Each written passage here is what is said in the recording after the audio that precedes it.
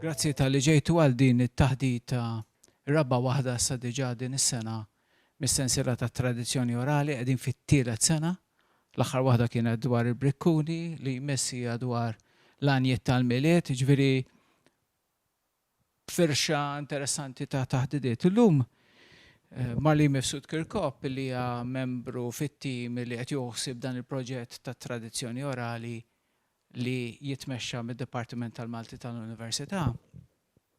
Se titkellem din hija naħseb ir-raba' taħdita tiegħek kollox jekk ninkludu ta' Vincenz Grimani. Din it-taħdita tal-lum ta' Marlene Mifsud Kirkop hija dwar propju l-funzjonijiet tal-ħrafa, titkellem dwar funzjonijiet differenti tal-ħrafa, u mbagħad se tapplika din it-teorija għal ħrejjef ta' sħaħar naħseb primarjament Maltin.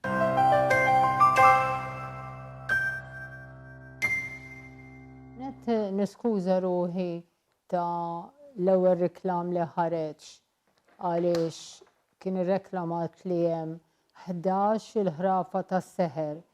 Fil-fatt hemm 12 jekk tot ukoll tal-mirakli. Mela, qabel ma nibda fuq prop u l-funzjonijiet tal-ħrafa u nkompli fuq Ulrik, Axel Ulrik Daniż. Issa nsemmilkom xi ħaġa fuq l-indiċi li saru sewwa. Mela, l-element ewlieni tal-folklor huwa il-protesta. Il-funzjoni ta' narrattiva hi li tiddeverti lill-udjenza. It-tifsira hija l-proċess dinamiku bejn ir-rakkont f'kuntest u l-udjenza li ġarbu. Ir-rabta bejn id-dinja fittizja tat-test u l-kuntest tinsab fid-diskors tal-eżekuzzjoni. Id-dinja reali tan-narratur u tal-atturi fit-test, il-kif, il-kuntest u sem l-udjenza, mhux biss il-kontenut. Ir-rabta bejn ir-realtà u l-ħrafa fiha referenza psikoloġika, storika u kulturali. Ir-referenzi għar-realtà huma indiretti u selettivi, valuri bħal l-integrità u l-kontinwità tal-familja li unità bażika, ir-reliġjon, is-sentimenti. M'hemmx soċjetà li m'għandix stejjer, letteratura verbali orali bħala mezz ta' komunikazzjoni, b'elementi bħal jew differenti mill-ħajja ta' kuljum. Ninsabu mdawrin bin-narrattiva, romanzi, riklami. Hawnhekk inħobb insemmi, żgur li rajtuh fuq it-television Taljan, Mona Lisa li dejjem ħalqa magħluq, ma titkellimx, ma tikolx. Pinġew la papru fuq wiċċa. Barra minn hekk, ġifieri dik għandek mobilità kulturali. U barra minn hekk rabtuha mas-seba' nani ta' Snow White. Sewwa ġifieri l-aħħar riklam, l-aħħar wieħed nett tal-bieraħ kien hemm żiedu is-seba' nani. Ġifieri ara daqsxejn kemm saret kulturalment mobbli. Twessih ta' films, lajja, miti, ħrejjef, leġendi kontemporanji, leġendi urbani, każijiet fil-qorti li saru leġenda, is-sopranaturali, stejjer tal-annimali, ċajt, praspar, memorata, stejjer tal-ħares, graffiti. Anka l-graffiti jgħidu storja. Stejjer tal-familji, appropriati jew le, autobiografiji, stejjer tal-gwerra, tkeċċija mill-pajjiż, rifuġjati. Per eżempju, hawnhekk għandi nota ta' Joyce Lacour Gallia, kellha titlaq minn Malta. Kitbet Enfermant les yeux, je vois là-bas, publikat f'Marsilja. Dak stejjer ta' rifuġjati. Eżempju wieħed. Wirjiet bil-pupazzi, radio, television, records, videos, diski kompatti, logħbiet tal-computer, l-arkivji. L-arkivji wkoll fihom riżorsa importanti għal narrattiva, l-għana, versi popolari reliġjużi, u li implikaw storja. Anke djarna jgħidu storja u jtuna identità. Meta tbieħ oġġett, joħroġ mid-dar bi-storja, tajtu identità. Iktar ma narratur għandu ambjent differenti minn tal-folklorista, iktar il-folklorista jieħu gost bil-proċess kumpless ta' trasformazzjonijiet. Issa, hawnhekk se ndaħħal lil St. George. Għaliex? L-isbaħ u l-itwal storja ħrafa hija tal-dragun tas-Sebarjus li għandna fil-kollezzjoni ta' Xtummen. Issa da dragun jesprimuh forom differenti tal-arti b'mod differenti. Hawnhekk se ngħaddilkom 4 ritratti. L-ewwel 2 ta' St. George meħudin kien ħadhom ir-raġel fillu fil-katedral Stokkolma l-Iżvezja. It-tieni 2 meħudin fil-katedral ta' Lübeck, in-naħa ta' fuq tal-Ġermanja. U dawn esprimewhom b'modi differenti. Biċċiet minnhom hemm il-prinċipessa titlob ħdejn id-dragun, ħdejn St. George, oħrajn le. Fil-Latvija għadhom jirrakkuntaw bil-ħadan ta' St. George fuq iż-żiemel u d-dragun jinsab madwar il-Baltiku kollu. F'kull katedral issib din l-istatwa ta' St. George joqtol id-dragun. Il-Latvija, l-Estonja, kull imkien issiba. Mela, fil-Latvija għadhom jirrakkontaw l-istejjer ta' sħaħar sal-lum. Ksenia Setu temmen li l-leġenda ta' St. George u d-dragun ġrat veru mijiet ta' snin ilu, fil-waqt li Evans jisħaq fuq il-figura leġendarja tiegħu b'St. George fuq żiemel abjad, b'sejf itwal minnu waqt li l-prinċipessa titlob fl-isfond. L-iktar leġenda popolari fl-Ewropa. Dan ir-rakkont jinsab f'ikona mirakoluża u magħrufa li tbiegħet is-saħta. Jiġifieri hemmhekk għaqadna element ta' folklor ma' element ieħor, is-saħta. Stephen Greenblatt u Homi Baba. Il-qafas strutturat tan-narrattiva jgħin biex l-istorja tinftakar mill-bniedem li għandu memorja episodika, mhux bħala annimal, u tinfirex. L-uniċi episodji f'kull verżjoni huma dawk li għandhom importanza determinattiva. Kull tfajla tista' tingħata lis-serb jew lid-dragun għax għandna 2 ħrejjef ta' Xtumme bil-Malti tas-seħer, waħda is-serb ta' Sebarjus u l-oħra id-dragun ta' Sebarjus. bħal marret għal il-bintu. St. George ġielet l-dragun, daħħallu lanza fħalqu u qatalu rasu bis-sejf. Verżjoni minnhom St. George iżid il-preżent drammatiku billi ma jiżżewwiġx imma jkompli jagħmel il-ġid fid-dinja. Hemmhekk hemm studju ta' Micheline Gali L'Épée de Chastité fejn x'injiġu biex jorqdu ħden xulxin il-prinċipessa u St. George iħalli s-sejf bejniethom. Għalhekk L'Épée de Chastité. Stephen Greenblatt u Homi Bhabha jesponu f'kuntest mediterranju il-figura tal-Imperatur Kostantinu wara kif imxiet. L-Imperatur Kostantinu joqtol id-dragun.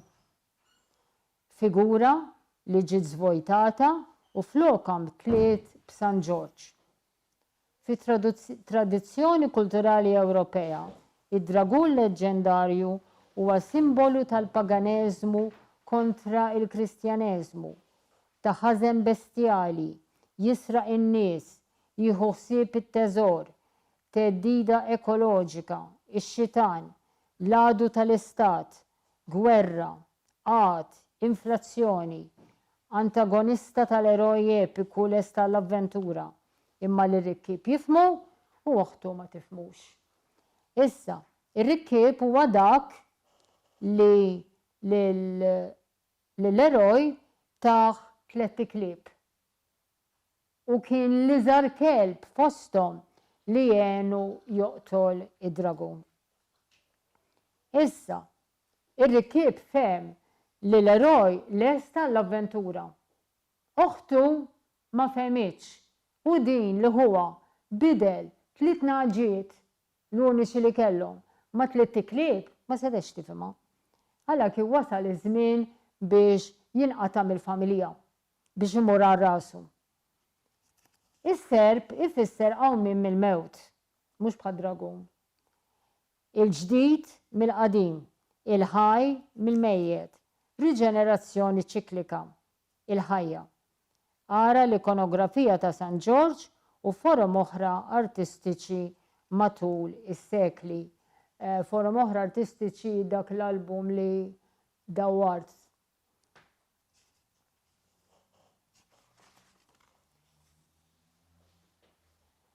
Issa daqqa per eżempju il-prinċipessa daqqa jkollha naġa magħha u daqqa jkollha kelb. Mhux dejjem bħal xulxin.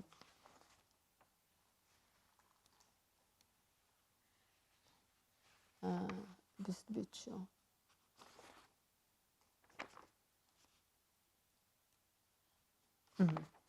L-indiċi. Issa kemm indiċi saru indiċi tal-ħrejjef. Ħafna. L-aħħar wieħed 2004 kien ta' Hans-Jörg Uter. U dan qiegħed hawnhekk min irid iħares lejha.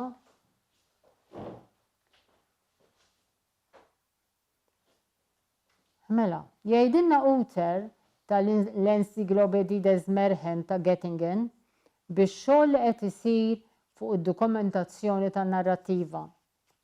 Bejn l-1980 u l-1995 ħarġu 70 indiċi ikkomparati fil-kontenut u fl-istruttura u evalwati skont is-sistemi tal-klassifikazzjoni nazzjonali u internazzjonali. Jinnota 3 tendenzi bażiċi. Interess mill-ġdid fid-dokumentazzjoni tan-narrattiva fl-Ewropa u lilin minnha. L-inklużjoni ta' ġeneri li sa dak iż-żmien kienu ngħataw ftit attenzjoni akademika, ħrejjef tal-annimali pereżempju, taħnin, ballati u forom speċifiċi f'ġeneri individwali bħal leġġenda kontemporanja. Iżjed speċjalizzazzjoni sistematika, il-perjodu meta se teġrat, minkejja retenzjoni ta' sistemi internazzjonali. Mela, fl-1961 kellna l-indiċi Types of the Folktale ta' Anti Arn,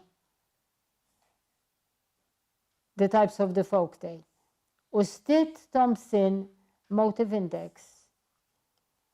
Et jisħaq il-funzjoni tat-test, qed tinsaqa il-funzjoni tat-test, il-ġeneri differenti fejn jidhru, jekk, kif, l-interdipendenza tat-testi orali u miktuba, l-influenza tat-tradizzjonijiet tal-ġejjieni, epika li għadha ħajja.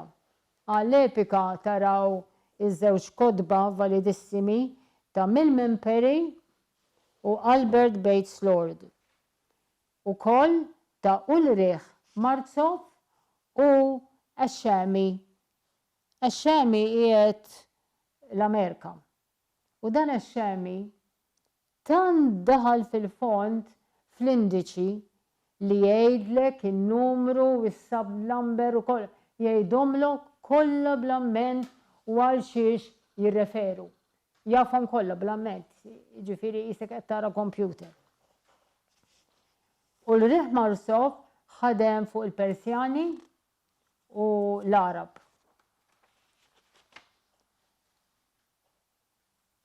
Il-kunċett tal-motiv fil-folklor. Dan studju ta' Dan Ben Amos. L-iċkel element minimu dal-motiv fin-narrattiva folkloristika. Ħalla impressjoni qawwija fuq il-folklor. Żviluppa l-Finlandja mill-unitajiet narrattivi minimi bil-metodu storiku ġeografiku dejjem żagħżugħ. Dal-metodu għadu jintuża sal-lum.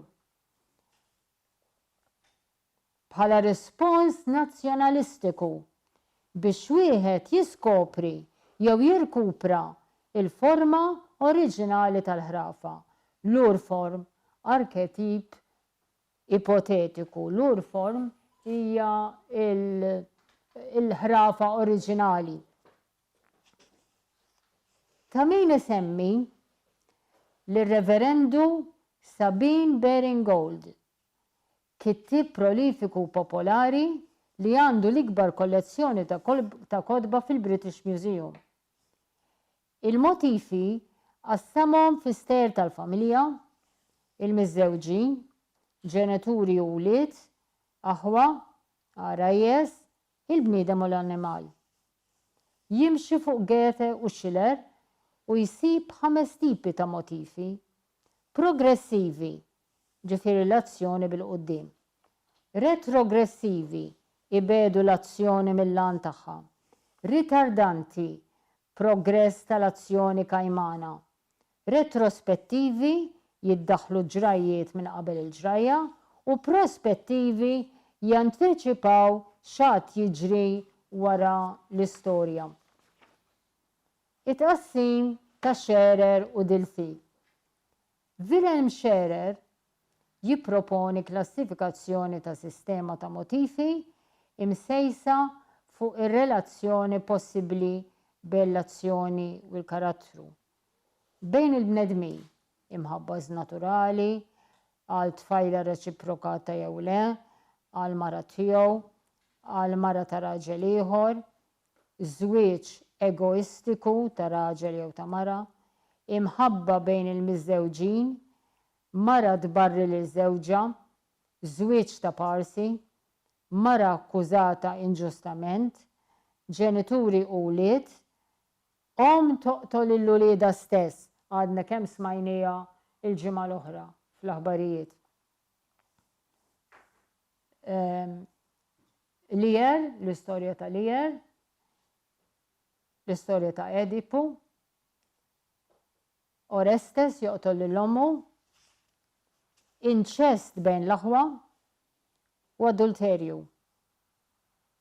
Ħbiberija, tagħti ħajtek għal ħaddieħor imma tispiċċa ħażin. Relazzjoni sid skjav, pereżempju fl-Anfiteatru Ruman. L-impostur, Don Quixote u Sancho Panza.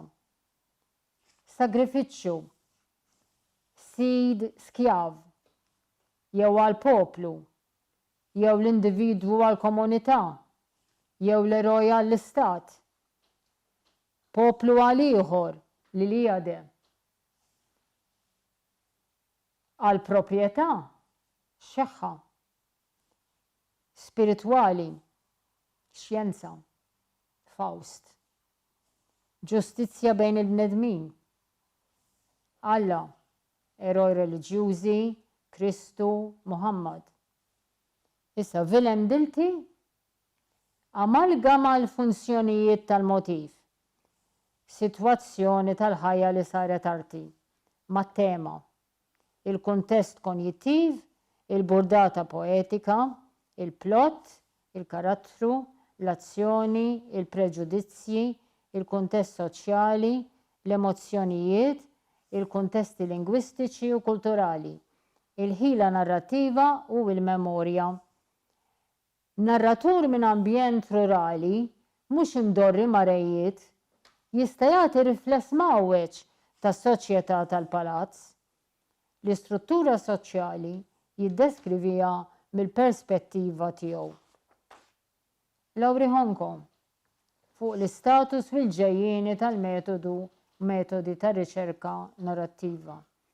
Il-metodu storiku ġeografiku li għawdu siwi, id-dilemma tal-komparattiv u l-paradimmi tal-iżvilupp, sistema ta' ġeneru ideali jew reali, l-analiżi strutturali u l-problema tal-messaġġ, l-enfasi fuq il-performance u fuq il-produzzjoni ta' tradizzjoni, ekoloġija ta' tradizzjoni orali, studji fuq l-użu u l-qawmim mill-ġdid tal-folklor.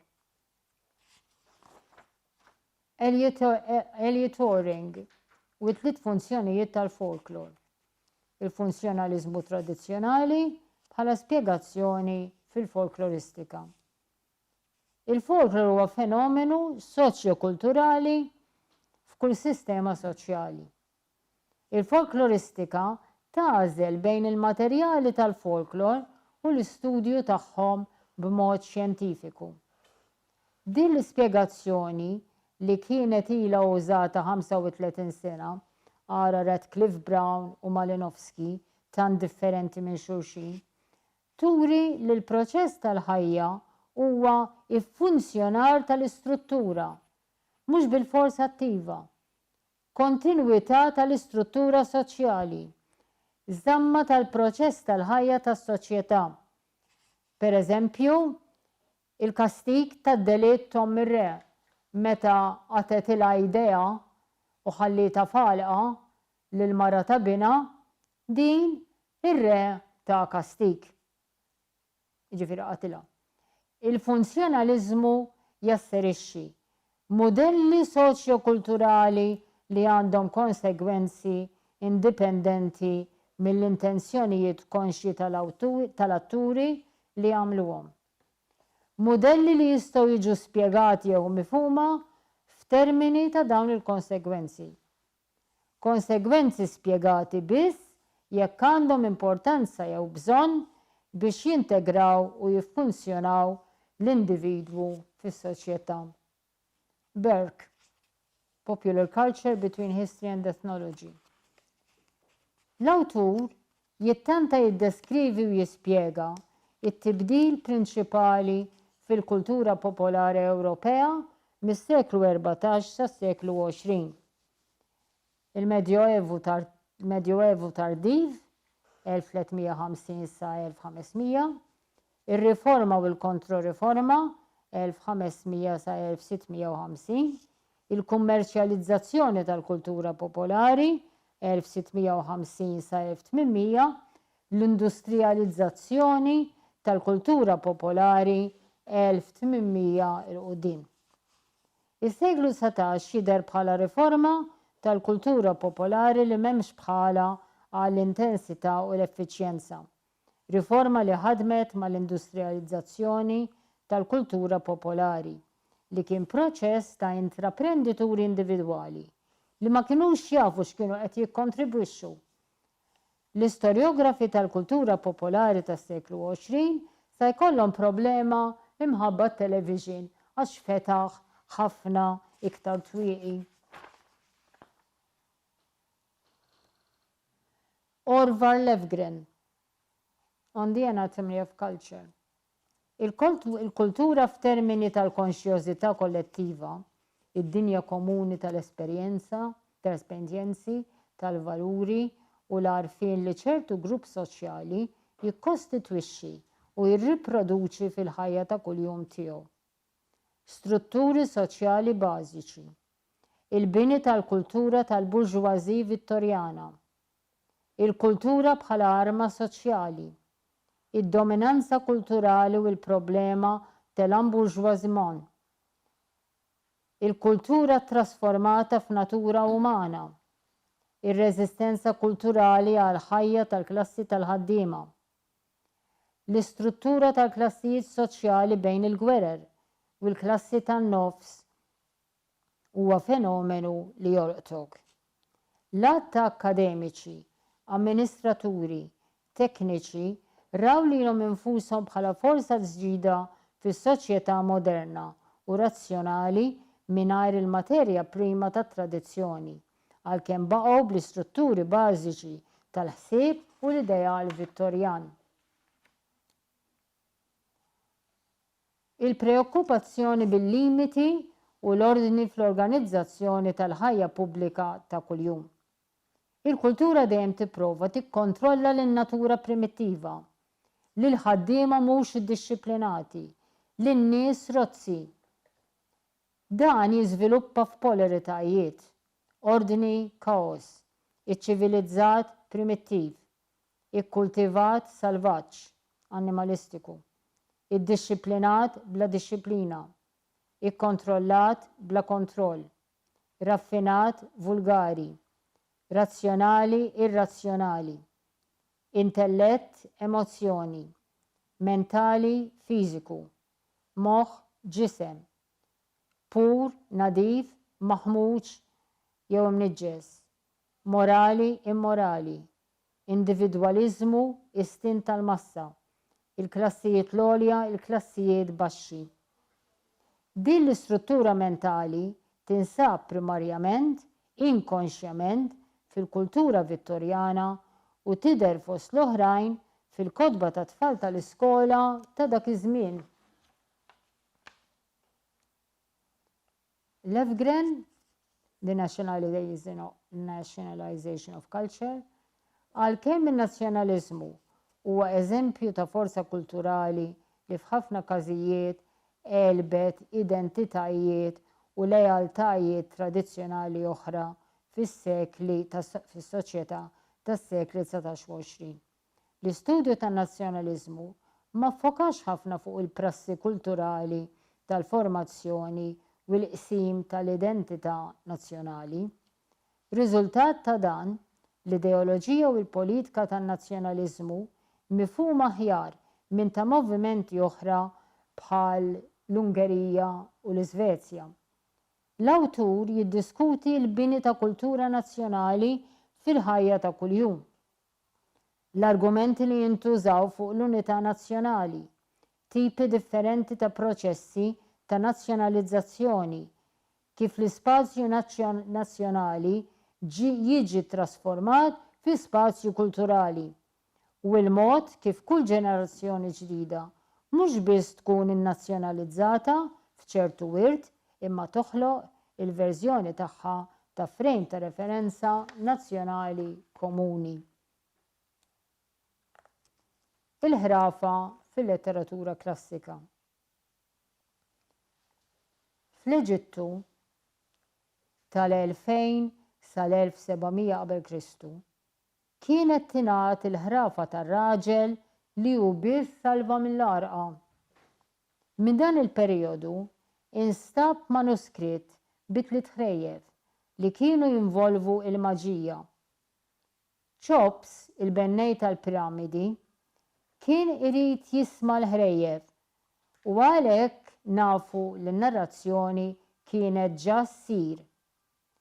L-iktar ħrejjef Eġizzjani magħrufa waslulna mill-1600 sal-1000 qabel Kristu. Waħda minnhom b'elementi mill-gwerra ta' Trojja, oħra ta' żewġ aħwa mill-Assirja u l-Babilonja waslitilna l-epika ta' Gilgamesh. Niltaqgħu wkoll mal-Panċatantra u Elf Lejla u Lejla. Hemm ukoll it-tradizzjoni Biblika, il-ħrejjef li kienu jintgħadu qabel Omeru, l-Iliade pereżempju, il-leġenda ta' Perseu u l-qtil ta' Dragun, l-istorja ta' Cupidu Psyche, Orfeo u Euridice, l-avventuri ta' Ulisse u mill-kultura Latina, eżempju il-Metamorfosi ta' Ovidiu u l-Eneide. Issa nibda fuq prop. Dalli qedtilkom kien importanti biex tkunu tafu x'sar rigward indiċi u x'ifissru l-affarijiet. Mela, min kien Vladimir Prop? Ir-rapport funzjonali ta' Prop sikwit ikkonsidrat bħala twelid ta' narratoloġija moderna, parti ċentrali tal-folkloristika, kif ukoll l-analiżi strutturali tan-narrattiva. Sawret il-bidu ta' modelli influenti tal-istruttura narrattiva. L-iktar difensur prominenti tiegħu ta' Prop ġifieri kien Alan Dundes. Fl-istudji tiegħu Dundes isemmi folkloristi u antropologi influenti oħra bħal William Thoms, William R. Bascom u Archer Taylor. Prop influenza lil Greimas fl-iskema narrattiva, lil Bremont il-karatterizzazzjoni tan-narrattiva u lil Barth il-kontrast tal-funzjoni u l-indiċi. Il-funzjoni hija l-azzjoni konsidrata fit-termini tar-rwol tagħha fil-livell azzjonali, il-motifema.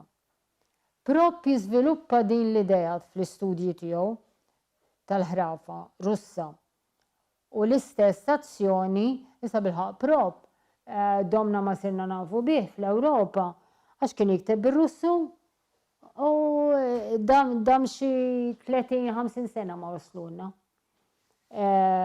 fit-traduzzjoni.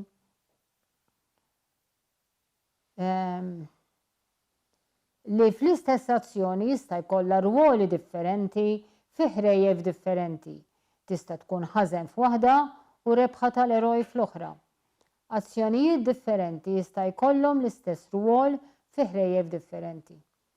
Għal Prop il-funzjonijiet jikkostitwixxu il-komponenti bażiċi tal-istruttura taħt kwalunkwe ħrafa kollha jiffittjaw fuq il-funzjonijiet ta' Prop. L-ebda funzjoni ma teskludi oħra, imma ħafna minnhom jistgħu jidhru fi ħrafa waħda fl-istess ordni. Prop jiddeskrivihom hekk.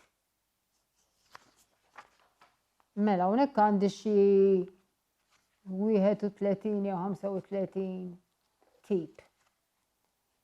Mela l-ewwel. Wieħed mill-membri tal-familja jitlaq mid-dar. Dik jgħidula assenzjoni. Mela, kemm għandna ħrejjef fenġarek? Boċċa uħutu, boċċa hija l-ewwel ħrafa ta' xtumme. L-ewwel waħda. Boċċa uħutu jitħallew weħidhom fil-bosk darbtejn. Il-prinċep jitlaq għall-gwerra bħala re. Diamantina taħrab minn omma fl-aħħar. Żbul id-deb titlaq il-familja biex tgħix ta' sinjura. Da kollha bil-maġija. L-eroj imur iġib l-Asfurjani li jnaqqas is-snin. L-eroina titlaq mill-ballu biex ma tingħarafx Germuda Zermuda, Cinderella tagħna. L-eroj jitkeċċa mill-ħaddiet li kien jaħdem miegħu. Xewqa kontrollabbli li jsib it-tronġiet mewwija, jisma' li jeżistu tronġiet u minn dak il-mument moħħu fit-tronġiet biss, sakemm isibhom.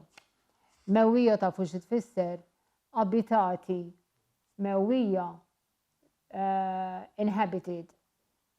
Jitlaq minn moħħtu li ma tifhmux din ta' dragun. L-eroj jingħata interdizzjoni. Is-saħħara lir-reġina. Il-bandu kontra li mażel. Mela s-saħħara l-ħażina tgħid li din il-prinċipessa la tikber sa titnigges bli mażel u tmut. Ikun hemm saħħara mistoħbija wara l-purtiera u din iddawwara torqod, mhux tmut, torqod 100 sena. Il-koppja interdetti milli jaqilgħu xew oħra wara t-tielet. Ma nafx tafuhiex, dawn jixtiequ li jkunu sinjuri. Imma ir-raġel jgħid kemm nixtieq għandi mazzita x'niekol. U tiġi mazzita, il-mazzita taħel ma' mnieħer il-mara u di tkun sa tiġġennen bil-mazzita mdendla ma' mneħra. Allura jaħlu l-aħħar xewqa biex il-mazzita tinqala. Oħ djamantina interdetta milli tibdel is-saħta. Di tagħmlilha il-djamantina s-saħħara tagħmel li minħalqa joħroġ ġawwar u wart affarijiet sbieħ. U lill-oħta joħorġu srib li fat u din tispiċċa mejta weħida fil-bosk. Is-saħħara ma ħallitx lil tillu lil guttu jitilqu. Di qabdithom u għamlithom koki. Germuda min jedda ma tridx turi min hi.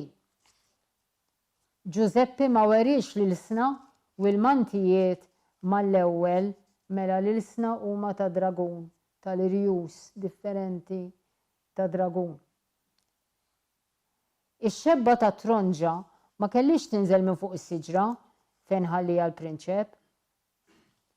Il-kelb interdett milli jagħti mistrieħ lid-dragun. Mela jekk il-kelb iħallih jistrieħ lid-dragun, id-dragun terġa' tikbirlu rasu. U l-kelb ikollu iżjed x'jagħmel. Imbagħad it-tieni darba ma ħallix. Il-prinċipessa interdetta milli tgħid li mhux it-tork qatel lid-dragun għax it-tork irid jiżżewwiġu. L-interdizzjoni tinkiser, violazzjoni. Ix-xieħa ta' Turretta, din ta' li raqdet 100 sena, żammet li mażel bla ma taf bl-interdizzjoni. Is-saħħara tajba tinterdixxi lis-saħħara l-ħażina milli il-prinċipessa tmut għal dejjem. Wara li Giuseppe rebħilha kollox lis-saħħara, keċċija. Germuda tikser l-interdizzjoni li tkun għamlet lilha nnifisha għax ikun wasal iż-żmien li toqrob lejn il-prinċep. L-eroj jaħbi l-provi sa ma jasal il-waqt li jurihom. Ix-xebba ta' tronġa niżlet minn fuq is-siġra b'dannu tagħha. Id-darba li l-kelb ta' mistrieħ lid-dragun rasu reġgħet kibret. Fl-aħħar il-prinċipessa tgħid li mhux it-tork qatel lid-dragun imma l-eroj. L-antagonista jittanta jistħarriġ. Is-saħħar jistħarreġ l-aħjar mod kif joqtol it-tfal. Omm ir-re tivvinta li r-reġina kellha qattusa, bestjalità, u tibgħat tgħid lill-bina li keċċita. Is-saħħar jistħarreġ lill-qattus biex jara kemm jibża waqt li jiftaħar x'kapaċi jagħmel. Is-saħħara tistħarreġ lit-tielet prinċep imma titlef. Sħab l-eroj setgħu kienu niżlu fid-dinja ta' taħt fejn hemm 3 prinċipessi waħda f'kull kamra b'ser passa. Jew jista' jkun ma niżlux. Ix-xebba qassa ma tronġiet mewwija tikmanda lill-qassiesa l-oħra jaqbdu lill-eroj imma dan ma jridux. Oħt l-eroj ma riditux jibdel in-naċ mal-klieb. Id-dragun jeddet l-eroj li se jieklu. It-tork jeddet il-prinċipessa li joqtolha jekk tgħid li l-eroj qatel id-dragun mhux hu. L-antagonista jirċievi informazzjoni fuq il-vittma tiegħu, twassil. Diamantina ssir taf x'għamlet Diamantina biex joħroġ il-ġawwar u l-wart minn ħalqha. Hu Giuseppi jsiru jafu kif ġab l-Asfurjani. Sħab Giuseppi jsiru jafu li qatel is-Serb u jieħdu l-prinċipessi huma.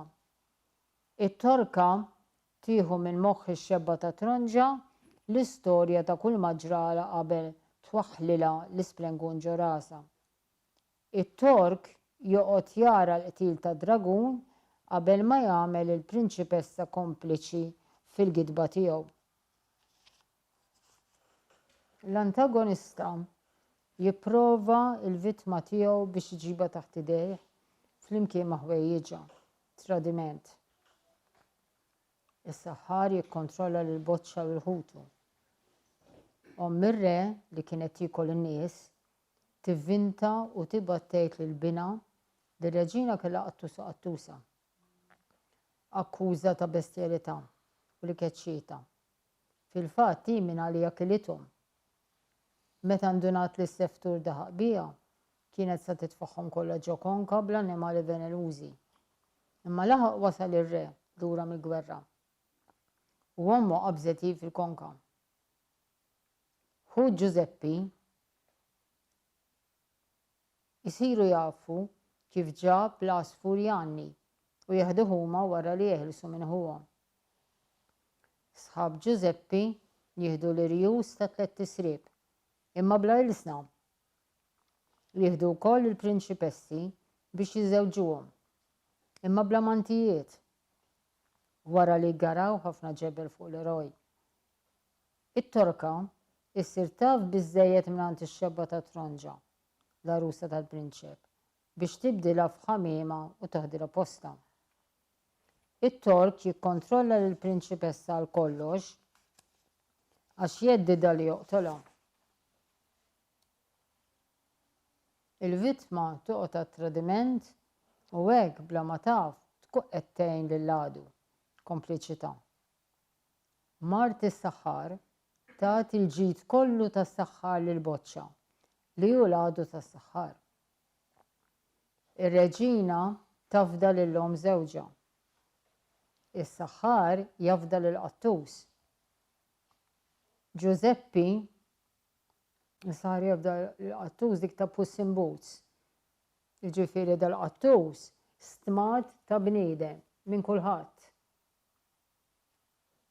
Sewwa ġifieri ir-re jitkellmu normali, lingwa normali tan-nies. Giuseppi jsifer lura maħutu u jtihom il-wissa jeħilsu minnu. Giuseppi jsifer lura wara sħabu u jtihom il-wissa jinqabdu fil-gideb. Ix-xebba ta' Tronġa tinżel mis-siġra u tgħid l-istorja kollha lit-Torka. Il-prinċipessa taċċetta li tgħid li t-Tork qatel id-dragun. Issa dil-biċċa tat-Tork u t-Torka qiegħda ngranata f'moħħ il-Maltin imħabba is-sekli twal li l-Maltin batew taħt it-Torok. Sewew it-Torok kienu skjavi tal-Maltin. Ġifieri qiegħda ingranata fil-psike Maltija. Jagħmel x'jagħmel it-Tork ħażin jew it-Torka. L-antagonista jikkawża dannu jew ħsara lil membru tal-familja ħażen. Mirre lil martu. Ir-raġel lil martu permezz tax-xewqa waqt rabja. Diamantina waħta lil Diamantina. Hu Giuseppi lil Giuseppi. Membru wieħed tal-familja jsofri minn xi nuqqas jew jixtieq ikollu xi ħaġa, nuqqas. Boċċa jixtieq ikollu l-flus għall-familja. Il-qattus jixtieq jara li jsidu komdu għalhekk hu wkoll. Il-koppja jixtiequ jkollhom il-flus. Diamantina tixtieq l-imħabba li qatt ma ngħatat. Żbul id-deb tixtieq il-flus u l-ġmien. L-eroj jixtieq las Furjani u jinqas sena mill-omor. Germuda Zermuda tixtieq l-imħabba. Giuseppe bla xogħol. L-eroj jixtieq jaf x'inhuma tronġiet mewwija. L-eroj jixtieq jitlaq minn moħħtu jagħmel xi ħaġa importanti. L-isfortuna jew nuqqas issir magħruf. L-eroj jintalab jew jiġi kmandat. L-eroj jitħalla jmur jew jintbagħat. Medjazzjoni, inċident konnettiv. Il-ġenituri ma jriduhomx l-tfal l-boċċa u l-ħutu. Jingħad li r-reġina kellha qattusa bestjalita. Sit il-qattus tgħiduli di diġà ta' xi 3 darbiet iva għaliex jekk tidher f'daqshekk ċirkostanzjala tissemmihom. Sit il-qattus jibqa' b'xejn fil-wirt. Il-mara ma tridx tgħix bil-mazzita mdendla ma' mneħra. Diamantina jkollha tgħix bla imħabba. Żbul id-deb titfartas. Ġifieri jew flus jew xogħol. Il-mibeda ta' ħud Giuseppi. Il-mibeda ta' sħab Giuseppi tinbidel f'ħamiema. Il-prinċipessa taħt il-kontroll tat-tork. Diamantina kmandata tagħmel xogħol ibes. L-eroj jintalab iġib las Furjani li naqas sena mill-omor. L-eroj jitlaq minn pajjiżu. L-eroj jitħalla imur iġib las Furjani li naqas sena mill-omor. Ir-re ħalla lill-ibnu imur ifittex is-7 tronġiet mewwija. Il-fittix jaqbel jew jiddeċiedi fuq kontrazzjoni. Il-bidu ta' kontrazzjoni. Boċċa jeqret lis-saħħar, il-qattus jeqret lis-saħħar li jerġgħu jiftaqru, żbul id-deb li terġa' tikseb xara u titlef il-flus, l-eroj li jikxef lil ħutu bħala giddibin, l-eroj li jikxef lil sħabu bħala giddibin, l-eroj li jikxef lit torka bħala impostura, l-eroj bil-prinċipessa li jikxfu t-tork bħala impostur. L-eroj jitlaq mid-dar, tluq. Il-ġenituri jabbandunaw il-boċċa u l-ħutu. Il-prinċep jitlaq biex għajjem il-prinċipessa u biex imur għal-gwerra. L-aħħar biex taħrab minn omma. Diamantina. L-eroj jitlaq biex iġib las Furjani li naqqas sena mill-omor. L-eroj jitkeċċa mix-xogħol. L-eroj jitlaq biex isib is-7 tronġiet mewwija. L-eroj jitlaq biex jeħles minn oħtu, jisma' mir-raġel tal-klieb u jittanta xortih. L-eroj ittestjat, interrogat, attakkat, eccetera. Li jlesti triq biex jirċievi l-oġġett maġiku jew għajnuna. L-ewwel funzjoni tad-donatur. Missier il-prinċipessa rieda jibgħat għas-saħħara tajba wara li jkunu ġa jafu lil xulxin mill-magħmudija tat-tarbija. Il-qattus jittestja lis-saħħar, is-saħħara tħalli lill-koppja l-aħħar possibilità. L-om tindaga fuq il-ġawar u l-wart li joħroġ minħal diamantina. Li żbul id-deb is-saħħara tħallila ċans ieħor biex tgawdi xara. Ir-ruħ tal-katavru li l-eroj difen tkellem u tgħin l-eroj hawnhekk għandna żewġ ħrejjev li ġejjin minn ambjent Musulman. Di waħda minnhom. Ikun hemm katavru ta' nisrani u ma jkollhomx ċimiterju tal-insara u da l-eroj jagħtihom il-flus biex jagħmlu ċimiterju għall-insara. Issa bħala ringrazzjament il-katavru isalva lill-eroj 3 darbiet mill-problemi li għalowlu. Germuda Zermuda ikollha l-aġenti maġiċi u topera indipendentement. Ġifieri diġà jkollha ġewża lewża u qasna. Il-prinċipessa tikkoopera mal-eroj billi turih li ma xabla għandu juża biex joqtol is-sriep għax l-oħra ta' xaqquf. L-eroj moti pariri siwja tal-li provda l-oġġetti li kellu bżonn ix-xieħ u tal-klim sabiħ lill-oġġetti maġiċi. L-eroj ittestjat mir-raġel li taħ il-klieb maġiċi.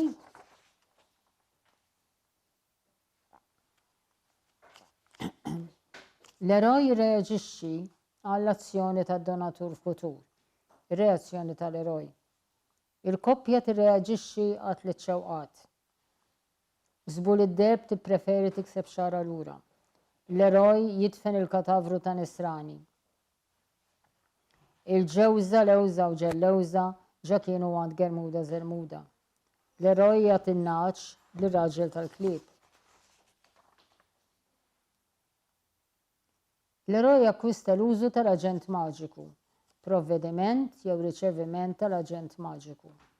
Boċċa jneżda żarbun tal-ġiri minn riġlejn is-saħħar. Il-virga tas-saħħara tajba li bija raqdet lin-nies kollha tal-palazz. Is-saħħar li jinbidel minn oġġett kbir għal oġġett żgħir. Mela mal is-saħħar jinbidel minn oġġett kbir għal oġġett żgħir, isir ġurdin u l-qattus jaħtfu u jieklu. U l-palazz isir tiegħu.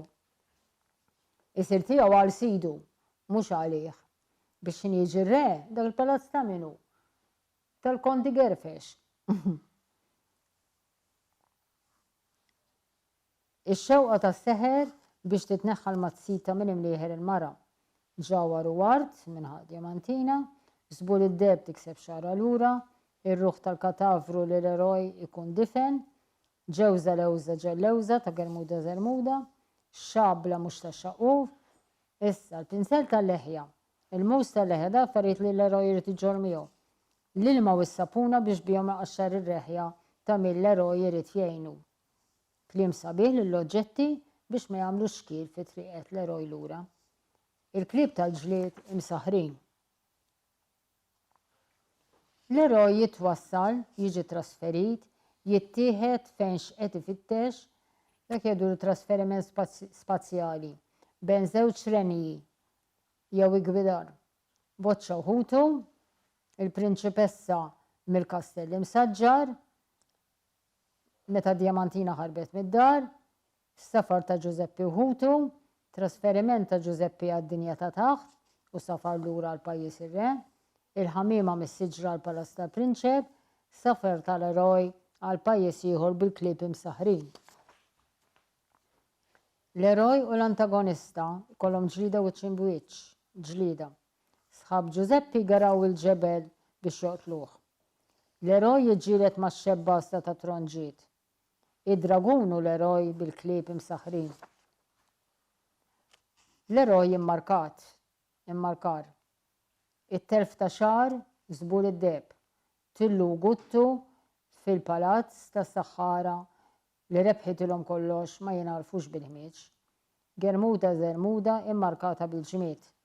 L-eroj immarkat bix-xewqa inkontrollabbli li jsib it-tronġiet. L-antagonista jingħeleb, rebħa.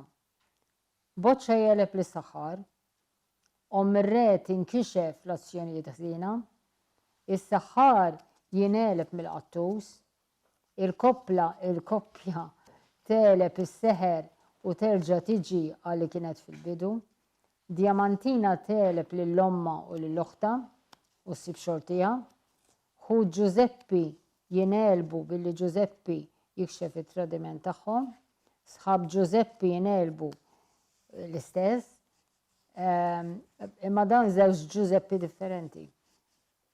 It-torka tingħeleb billi l-ħamiema tikxifha, it-tork jingħeleb billi jintwerew l-isna maqtuwejn mill-irjus u l-prinċipessa tgħid minn veru qatel id-dragun. L-isfortuna, in-nuqqas tal-bidu, jingħeleb. Boċċa jgħeleb in-nuqqas ta' flus. L-om ħażina tingħeleb darba l dejjem. Il-faqar ta' sit il-qattus jingħeleb. Is-saħta tal-mazzita tinqata. Il-ġlied Tom Diamantina jispiċċa. Żbul id-deb terġa' tikseb ix-xahar li tkun tilfet. Ir-re naqqas mill-omor permezz tal-Asfurjanni. Ix-xewqa ta' pupa ta' ċaruta, Germuda Zermuda, li tiżżewweġ prinċep tinqata'. It-telf tax-xogħol tal-eroj, ix-xewqa li jsib it-tronġiet mewwija, il-ġlied bejn l-eroj u uħtu l-faqar. L-eroj jiġi lura, ritorn. Boċċa jingħaqad mal-familja, ir-re jingħaqad mal-familja, Żbul id-deb tingħaqad mal-familja, Giuseppi jingħaqad ma' ommu missieru, l-eroj jrid ikun mistieden fit-tix ta' sħabu u biex sħabu jingħataw il-kastig, l-eroj imur iġib ħwejjeġ tax-xebba ta' tronġa imma jmur lura bit-torka. Wara l-qtil ta' dragun jibqa' fil-pajjiż il-ġdid u ma jmurx lura pajjiżu ta' dragun ta' Sebarius. L-eroj segwit kaċċa issaħħar lill-boċċa, l-eroj minħutu għal pajjiż ieħor, Germuda Zermuda, segwita mill-gwardji tal-prinċep, l-eroj jidħol fid-dinja ta' taħt, sħabu sifru minn pajjiż isrib għal pajjiż ir-re, segwit mix-xebba għasta ta' tronġiet, l-oġġetti maġiċi ma kooperawx magħha, l-eroj segwit mir-raġel tal-klieb imsaħrin. L-eroj salvat mill-insegwiment. Boċċa permezz ta' żarbun imsaħħar. Ħut l-eroj tefgħuh il-baħar u salvah il-katavru. Germuda Zermuda tefet lill-gwardji tal-prinċep muniti, tabak u bżar fajnejhom biex taljenhom. L-eroj kien qalbu tajba ma l-insegwituri u ma segwewx. L-eroj ma jinarafx lura d-dar f'pajjiż ieħor. Giuseppi li besim qatta' maħmuġ. It-torka bħala antagonista u eroj fals.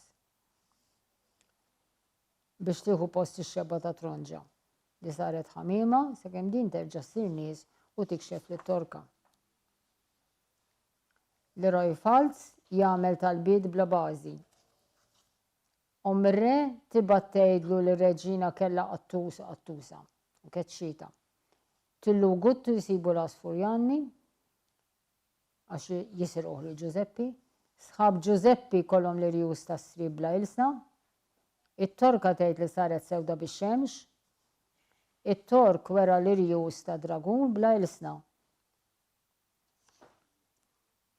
Li kienu għand l-eroj. Xogħol diffiċli propost lill-eroj. Daħal għalih hu xogħol diffiċli. Boċċa jrid isib it-triq lura d-dar darbtejn. Il-prinċep jiżżewweġ lill-prinċipessa li kienet ilha rieqda mit-sena. Il-qattus irid jagħmel il-sidu sinjur. Il-mara takkwista ħaġa msaħħra. Diamantina premjata wara tbatija kontinwa li ġġoll l-ilma mill-lajnik mandatu minn omma. Xogħol diffiċli propost l-eroj. Daħal għalih hu xogħol diffiċli. Żbul id-deb takkwista xara lura. Giuseppi għandu jġib l-Asfurjanni. Germuda Zermuda tibni bil-mod relazzjoni mal-prinċep. L-eroj jerfa' il-ħadida, jitkeċċa mix-xogħol, joqtol it-tliet tisrib, isalva it-tliet prinċipessi, jeleb lil sħabu billi jitlob li jkun mistieden fit-tix tagħhom. L-eroj jrid isib is-seba' tronġiet mewwija, telaq mid-dar bi tliet tiklieb imsaħħra minn pajjiż ieħor għal pajjiż ieħor, bis-saħħa tal-ilsna ta' dragun jeleb it-tork u jiżżewweġ lill-prinċipessa. Ġifieri daqqa jiżżewweġha lill-prinċipessa u daqqa leb ħalta lepede xastete. Proposta solvuta. Soluzzjoni. Boċċa uħutu, imorru d-dar sinjuri, il-prinċepi qajjem prinċipessa riqda, jirbaħ il-gwerra, jisalva lill-familja minn ommu, il-qattus jagħmel irsidu sinjur, il-mara teħles mill-mazzita, żbul id-deb takkwista xara lura, L-eroj jiġib l-Asfurjani li naqqas sena mill-omor. Germuda Zermuda titarras li prinċep. L-eroj jikxef il-ħażen ta' sħabu. L-eroj jakkwista x-xebba ta' tronġiet lura u jikkastiga lit-torka bil-mewt. L-eroj jikxef it-tork impostur permezz tal-mant u l-irsna tad dragun. Jiżżewweġ li prinċipessa. L-eroj jinaraf. La jinħassel mill-ħmix li kellu jinaraf. L-erojina ma tibqax seftura maħmuġa f'ta' Germuda Zermuda. L-eroj jipprovdi il-provi tal-qtil ta' srib. Il-ħammima terġa' ssir xebba ta' tronġa. L-eroj jipprovdi il-provi tal-qtil ta' dragun. Kxif. Is-saħħar li jrid jeqret lill-boċċa u l-ħutu. Is-saħħar għall-ħażina. Is-saħħar bħala antagonista. Omu moħħ Diamantina bħala antagonisti. Ħu Giuseppe li l-abuħ. Il-prinċep bħala antagonista. Iż-żewġ sħab Giuseppe. It-torka. It-tork. L-eroj jingħata dera oħra. Trasfigurazzjoni. Boċċa jsir importanti. Il-prinċep huwa l-eroj mhux biss tal-ħrafa imma tal-gwerra wkoll. L-qattus isir importanti fiċ-ċrik jorja. L-emanċipazzjoni tal-mara. Diamantina emanċipata. Għaliex numru 4 emanċipazzjoni tal-mara? Għax għamlet li riedet fil-fatt. Reġgħu saru fqar, imma l-mazzita waqef l-art. Isbuli d-deb minn gburija s-sirumli, minn żewġ prinċpijiet ħu Giuseppe jsiru koki li ma jnarfux, minn pupa ta' ċrara tgħix fil-kantina Germuda tilbes il-bis tal-ballu, terġa' ssir maħmuġa mbagħad terġa' ssir sabiħa. Is-sewda qallewha fiż-żejt u għamluha tapit. L-eroj minn raj sar qattil ta' dragun. L-antagonista kkastigat. L-om ħażina neħħet ħajjita, is-saħħar jinqatel mill-qattus, oħ Diamantina tmut bil-ġuħ, is-saħħara titlef kollox, sħab l-eroj mowlin fiż-żejt, it-torka tinqatel jagħmluha tapit, it-tork jinqatel. L-eroj jiżżewweġ u jitla fuq it-tron. Ikun ġa żewweġ la jmut missieru jitla fuq it-tron. Tiżżewweġ imma ma jissemmix tron. Żbul id-deb wara li tikseb xara lura tiżżewweġ. Germuda Zermuda titarras imma ma jissemmix tron. Tissemma l-mejda li timplika t-tieġ imma ma jissemmix tron. L-eroj jiżżewweġ lill-prinċipessa imma ma jissemmix tron. Issa, xejdilna Ellen Dundies fuq il-liġijiet epiċi ta' Axel Ulrich. Dan l-istudju ta' Ulrich li kien ippreżentat f'kongress interdixxiplinarju f'Berlin fl-1908, mela dak kien il-bidu tax-xogħol ta' Prop. Dan l-istudju ta' Ulrich li kien ippreżentat f'Berlin kon qegħdin ngħidu huwa bażiku fil-folklor bażiku. Il-liġijiet ewlenin fuq il-kompożizzjoni tan-narrattiva folkloristika żammew sħiħa l-kritika li saret ilhom. Saga tinkludi il-ħrafa, il-mit, il-leġenda u l-għana. Il-folklor għandu jitqies bil-liġijiet tiegħu stess, mhux b'dawk tal-ħajja ta' kuljum. Jobdi l-liġijiet tiegħu. Dak li l-antropoloġi jissejħu l-kunċett superorganiku tal-kultura, din importantissima. Il-kultura hija proċess astratt, autonomu, li m'għandux bżonn referenza għal fenomeni oħra. biex jispjega l-oriġini tiegħu, l-iżvilupp u kif jopera. Il-livell organiku jinkludi il-bniedem. Il-livell superorganiku jola l-fuq mill-organiku mill-bniedem, mhux riduċibbli f'termini umani, imma f'modelli jew prinċipji astratti. Pereżempju, l-evoluzzjoni tikkontrolla l-aġir tal-bniedem u l-kultura. Xi punti fuq is-superorganiku u n-narratur. Il-liġijiet epiċi superorganiċi Tolric jikkontrollaw in-narraturi individwali attivament. In-narratur jobdihom bajnejh magħluqa. Dawn il-fuq mill-kontroll tal-individwu, b'hekk il-folk jinħareġ mill-folklor.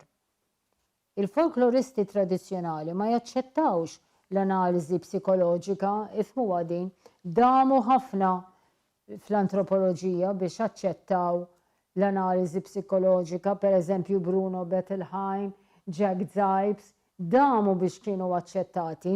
Ir-raġuni hija din.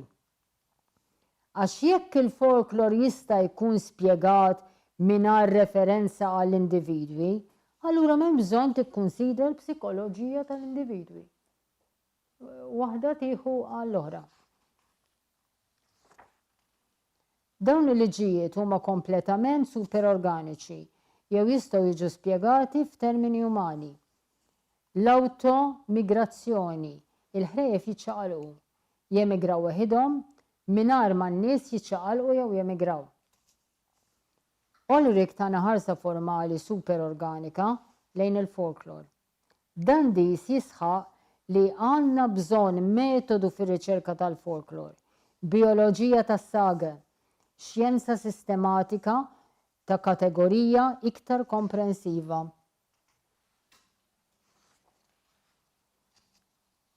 Kif wieħed jista' jispjega s-sens ta' għarfien fil-ħrejjef ta' popli il-bogħod minnha.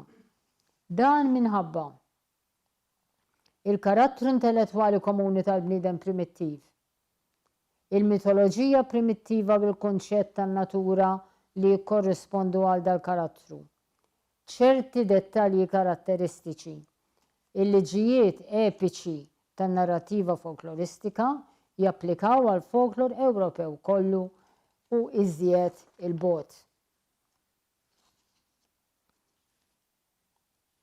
Il-liġijiet epiċi ta' narrattiva folkloristika skont Axel Ulrich.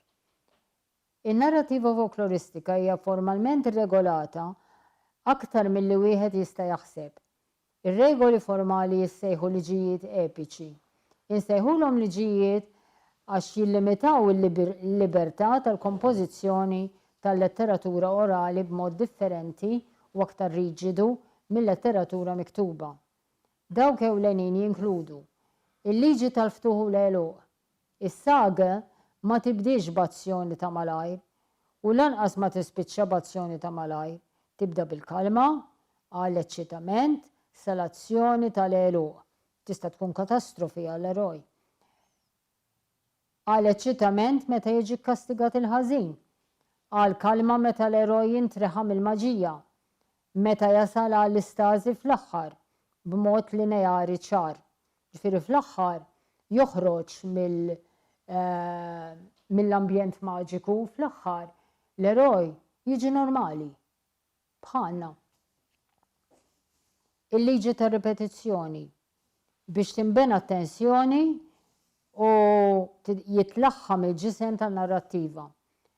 Din tista' tkun repetizzjoni sempliċi jew waħda intensiva bħall-azzjoni ta' Germuda Zermuda biex teħles mill-assisa li jbatilha l-prinċep biex isir jaffen toqgħod.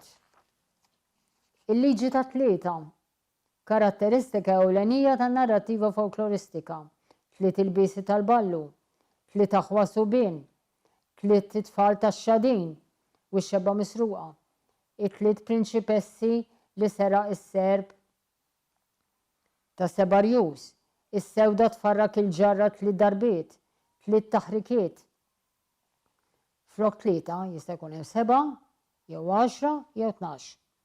Bħal serb ta' Sebarjus, dragun b7 rjus, 7 tronġiet, 7 dormjenti, 10 aħwa. Il-liġi ta' 2 fl-istess xena. Il-prinċipessa Muta tara l-ġlieda ma' dragun. It-tliet xewqat tal-koppja fqira fin-narrattiva tradizzjonali kollha ma jidhrux iktar minn 2 minn nies fl-istess xena. Il-liġi tal-kontrast. Il-protagonista kontra individwi b'karatteristiċi bil-maqlub ta' dawk tal-eroj. L-irsir jgħid li joqgħod id-dragun. 2 minn nies fl-istess ruol ikunu dgħajfa. Il-liġi tat-tewmien, tewmien reali jew 2 fl-istess ruol. L-importanza tal-pożizzjoni finali, kull attribut ta' persuna jew oġġett bil-fors li jissarraf f'azzjoni. L-isfond jista' jingħata fid-dialogar. Nistaqsu, għadna nirriduċu l-kumplament tal-istruttura essenzjali tal-ħrejjef għal formuli stabiliti. Il-liġi tal-wieħed. In-narrattiva folkloristika ma titlaqx il-fil tal-individwu. Il-liġi tal-immodellar. Kemm 2 minn nies, 2 sitwazzjonijiet jixxibħu, kull mhu superflu jitneħħa. L-użu ta' xeni ta' blu. L-eroj fuq iż-żiemel bil-prinċipessa dragun mejjed. Il-loġika tas-saga. It-temi jrid ikollhom influwenza fuq il-plott skont l-importanza tagħhom. Il-plott trid titwemmen mhux bil-fors għax tkun qisha reali. L-unità tal-plott, dik attwali dik ideali. L-unità epika, l-element narrattiv jaħdem fiha biex joħloq il-ġrajja. L-unità epika ideali, diversi elementi narrattivi jitpoġġew flimkien biex joħolġu relazzjonijiet bil-karattri. Il-konċentrazzjoni fuq il-karattru ewlieni, tant fuq il-karattru attwali jiġbed is-simpatija tagħna, bħal f'xi każi fuq il-karattru li huwa oġġett ta' konċentrazzjoni formali, il-protagonista u l-plott marbutin flimkien, bejn żewġ eroj, wieħed dejjem jibqa' l-protagonista formali, bejn raġel u mara, raġel dejjem l-iktar importanti. U wasalna fl-aħħar. Dan dis isaqsi x'inhuma l-limiti ta' dawn il-liġijiet u jgħidilna li dan għad irid jidher mir-riċerka empirika. Jinnota li jinħolqu problemi ġodda x'wieħed isolvi li tkejjer kull waħda mill-liġijiet epiċi b'mod sħiħ għall-umanità kollha u bekk tispjega s-sinifikat ta' dawn il-formuli kompożizzjonali bħal l-iżvilupp tal-bniedem. Nistgħu napplikaw il-liġijiet epiċi għal dak li juqribna biex niddeterminaw karatteristiċi ta' poplu. It-teoriji tagħna jġaluna nagħmlu osservazzjonijiet empiriċi tal-affarijiet. Issa, hawnhekk għandi il-bibliografija tkopri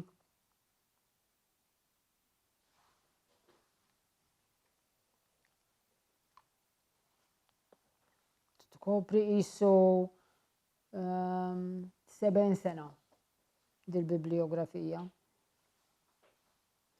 Ma daħħalx laqwa ħaġa ta' Ulrich 1908.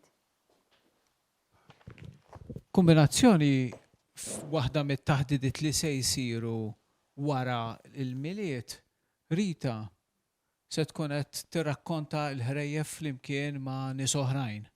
Ġifieri huwa proġett li xtaqna nagħmlu s-sena li għaddiet, imma ma kienx possibbli. Imma din is-sena tnafsu ħafna fuq ix-xhieda ħajja tat-tradizzjoni orali. U allura il-lejla ta' ħrejjef li qed tipprepara Rita taħdem tajjeb hija pratikament kontinwazzjoni jew xhieda ta' uħud mill-ħrejjef illi Marlin kienet qed tirrikont. Xtaqt insaqsik fil-fatt, Rita, għaraft uħud minn daw il-ħrejjef li kont tisma'? Ta' Germuda Pero dejjem jieħdu, innu tajt li Marlin zammet ċerta konsistenza. Meta kien jirrakkontawna dejjem kien jieħdu dimensjoni oħra, sew biex iżommulna l-interess. Dejjem iżidu xi dettall. Kienet tiżvija daqsxejn l-istorja. U meta bdejt naqrom, ġieli ġew fidejja kodba kienu jkunu differenti ħafna. Sew kien ikun hemm riċerka, jien xtaqt li nkun naf minn fejn ġejjin ħafna mill-istejjer. Ħadd gost li nstema kien hemm tnejn minnhom ġew mill-era Musulmana. Nixtieq naf l-oriġini ta' ħafna minnhom, ta' torok eħex, ta' torok għandna kellna ċerta qisu dik it-tork huwa ħażin, fikar ċerta preġudizzji, tork tat-taraċ, ta' met-tork li biżmien inqatat ħafna. Tmur ma' tork iswed, per eżempju, meta tkun xi tifla dħulija. Dawk eħen nista' nifhimhom, imma istejjer oħra dejjem kelli l-kurżità minn fejn ġejjin.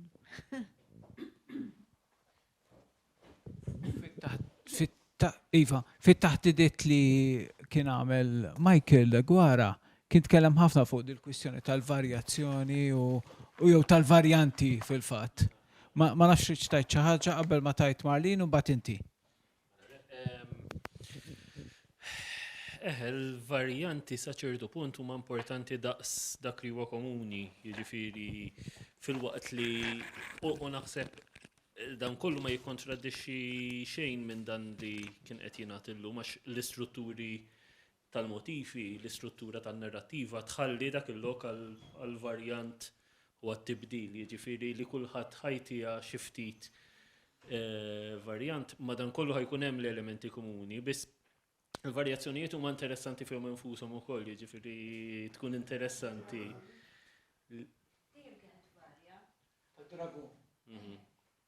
Biex tip ta' varjazzjoni, per eżempju? Kemm il-xebbaq, per eżempju, kemm il-xebbaq jekk hux kiel xi naċ qabel, kemm kien kbir id-dragun dejjem, kulħadd jeżaġera, ma mort skużawni, ma ħadd minħar qormi u għaw. Għax meta mort nara, inti? Biex meta mort. Għarrajt, għax għalija, isu wizza rajtu jien, għattal da kont nibza minnu jien. Ġifi fil-immaginazzjoni ta' tfal, dejjem iżidulna xi ħaġa u mbagħad anke sifirt. Ljubljana kien dejjem hemm dik il-kultura tkun fejn tara draguni. U l-arloġġi b'San George bid-draguni, ġifieri San George jidħol avolja xi ma jipprattikawx daqshekk ir-reliġjon. Mbagħad saqsejt il-waħda mara ma kienx taf titkellem aqas bl-Ingliż u ġabet li dizzjonarju qalt because dragon protects Ljubljana. Hemm ċerta protezzjoni mid-dragun mbagħad, hemm varjazzjoni l-oħra id-dragun issa sar l-eroj. Marli rrid xi ħaġa fuq din tal-varjanti u X'inhija? ma nafx kont qed tissegwi dak li qed tajt, kienet qed tajt Rita. Speċi ma nafx għax waħda mill-mistoqsijiet ta' Rita hija x'inhi l-oriġini ta' dawn il-ħrejjef. Tisir plurform. Jekk isir plurform li hija ipotetika. Issa, illum il-ġurnata mhumiex qegħdin jagħtu każ tal-urform daqshekk biex isib l-urform il-ħrafa oriġinali. Li tibor il-funzjoni tal-ketiba li kienet tisem. Semmejta jien hawnhekk. Issa,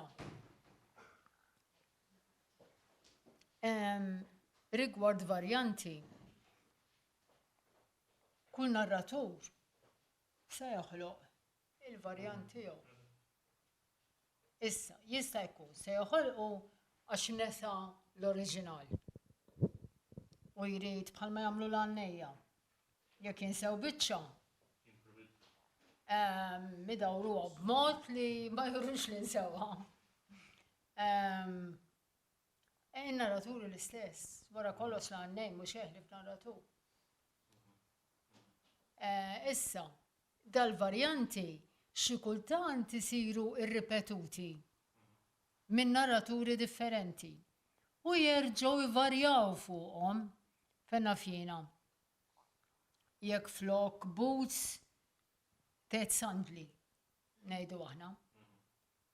Mela inti ħloqt varjant żgħir differenti. Ħloqt motiv li hu differenti minn tal-ħrafa l-oħra. Jista' jkun li inti minn posta l-ieħor fejn tagħmel il-narrazzjoni, jista' jkun li tibdel. Jista' jkun li l-varjant tagħmlu apposta biex ma toffendix xi nies f'xi post fejn mort tagħmel in-narrazzjoni. Taqbeż biċċa apposta. Sewa, u bekk tkun qed toħloq ammont konsiderevoli ta' varjanti. Jekk inti taqra, apparti milli tiftakar il-ħrejjef, sa tara iżjed possibiltajiet. Jekk inti ta' skola u taqrom u mbagħad tgħidhom, sa żid. Bekk jiżdiedu dejjem l-ammont tal-varjanti. X'inhi? X'vol diri? Jagħmlulek atmosfera kienet nizla x-xita, kienet xemx tikwi. Ma dik ma ssirx ta' fil-ħrejjef. Dik il-kwalità dik qed jiena, dik il-kwalità da' deskrizzjoni ma ssirx fil-ħrejjef. Inti sa żommhom skont Ulrich u skont Prop sa żommhom sempliċi kemm jista' jkun. Bare facts. Jekk inti tibda żżid id-deskrizzjoni, imbagħad ma tibqax ħrafa. Jekk se toqgħod iżżid it-temp, pereżempju, xekketli. Le, dik ma ssirx fil-rakkontar. Jekk inti żżid it-temp, jekk inti żżid l-amara, pereżempju, ngħidu aħna. L-amara dak li hu purament essenzjali. Min se toqgħod issemmi l-pitturi. In-natura tal-ħrafa hija minimalista.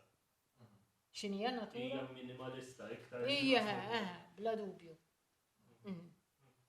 Li toħloq inti hemm skont metjina li toħloq xi ħaġa determinattiva. Hemm bżonna di fil-ħrafa. Jekk kienet ġda bil-bedja u sodda tal-wieħed.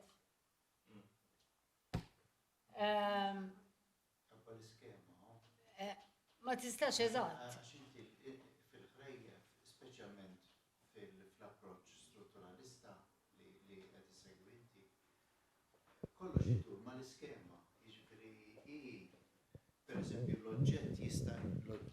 l-oġġett jista' jinbidel. Imma l-funzjoni bej oġġettu ieħor fi ħraf oħra u ieħor fi ħraf oħra, il-funzjoni trid tirrepeti ruħha nkella l-iskema ma toħroġ. Dak huwa l-element prevedibbli li hemm mbagħad min jargumenta għalhekk interessanni ħafna argument tiegħek kemm dan ma daħal l-element psikoloġiku. Għax hawnhekk qegħdin f'territorju arketipali, qegħdin f'Jung ukoll xi ftit jew wisq fejn inti għandek il-popli li qatt ma ntaqgħu l-argument essenzjali ta' Jung sewwa, xorta se jsegwu skema eżatta ta' avvenimenti jew ta' simboliżmu minħabba li hemm arketipi inkonxji imma kontinwament qed jaħdmu fuq il-konxju. Ġifri hemm xi ħaġa inartikolata qed taħdem fuq l-artikolazzjoni. Issa l-artikolazzjoni tista' tvarja sakemm ma tħarbax l-iskema analoġika. X'qed nitkellmu wkoll fuq analoġija ta' azzjonijiet u ta' sekwenza wkoll, is-sekwenza kif urejt tajjeb inti minn u l-episodji dawk kollha iridu bej wieħed u ieħor isegwu l-istess skema. Jiena li forsi naħseb ftit ukoll huwa li il-poplu, speċjalment f'kuntest il-litterat, kien dak li bl-Ingliż ngħidulu hardwired għalihom daw, jiġifieri kien hemm xi ħaġa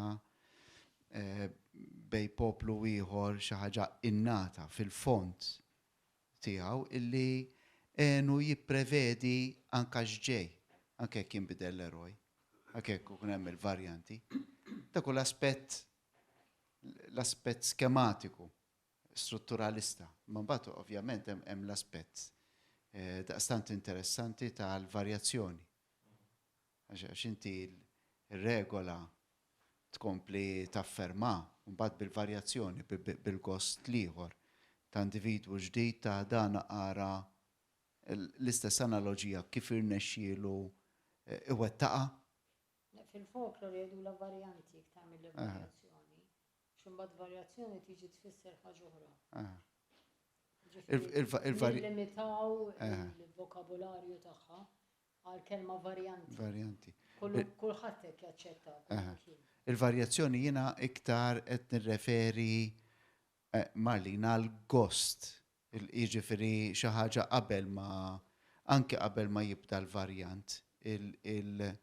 Jien nemmen ħafna li fil-bniedem anki meta hemm skema li lilu tagħmlu konfidenti, li l-azzjonijiet tiegħu tagħmlhom prevedibbli, xorta ma mbagħad hemm impuls lejn hemm xi ħaġa fih illi ġalu jvarja. F'dak is-sens qed nuża n-nom għal dak l-impuls. L-esagerazzjoni Rita hija kwestjoni ta' intensità, ta' grad. Hemm varjazzjoni, pereżempju fl-oġġett, hemm varjazzjoni fil-mod kif inti tasal għall-istess tmiem imma forsi jinnaf is-siprotta ħarira differenti. Għax varjant inti tajt variance. Variance tajt V-A-R-I-N-C. Kif spjega Dr. Mikalla, varjazzjoni hija ħaġa oħra. Iżgur. Il-varjanti mhux suġġettivi kif il-lejla semmit il-ħrafa Ewropea. Jien għalija ħrafa hija lokali ħafna. Le, ma tistax inti. Ma tistax toħroġhom. Per Skużani, qed tara bħala kontradizzjoni. Diskussjoni, u kumment sabiħ. Imma li kienet tajt Marli, ħaniħu żewġ eżempju mill-qalet Marli. Trasfigurazzjoni li hija antika fil-Mediterran, pereżempju, għax mbagħad hemm rakkonti eqdem tagħha wkoll. Imma jekk inti taqra l-Odissea, kull ftit paġni hemm trasfigurazzjoni. Eżempju, eżempju. Ta' pereżempju Sarxieħ. Atena, l-Atena, kull meta tinżel fid-dinja biex tgħinilu l-isse, twettaq trasfigurazzjoni apposta biex ma taħsax lin-nies. U l-isse jinbidel kollu. Ir-ritorn bħala differenti. Fl-Odissea u l-isse jirritorna bħala tal-lab. Issa l-Griki kellhom, għax hawn mbagħad tibda tara komplikazzjoni Griki kellhom il-ksinja li hija foreigner friendliness, xi ħaġa Ksenja. Illi dak kien jiġifieri tant irrispettat mill-Griki li jekk tikser titrawwa inti offendejt lil Zeus. Allura ara l-ironija tagħha u l-isse qed jidħol f'daru stess bħala tal-lab u jkollu li jiġi aċċettat bħala barrani f'daru stess minħabba regola tal-ksinja, minħabba Zeus. Imma inti poġġejt ilek innifsek fil-kultura Griega. Kif jista' jien minn ġej mill-kultura oħra nagħmel analiżi tagħha dik? Jiena ra diffiċli, issa ma nafx biex korrekt. Le, għax l-iskop ta' Issa lejla ħarġu ħafna regoli, ma regoli għamil għandik.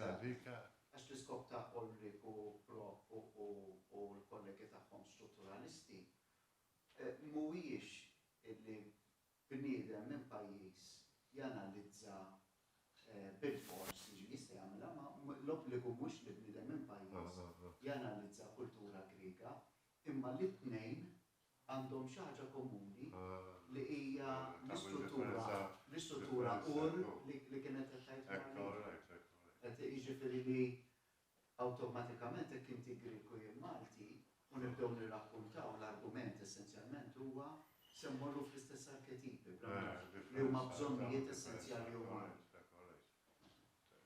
Għalhekk imbagħad hemm il-varjanti. Isu qed jogħbu fl-istess baħar ta'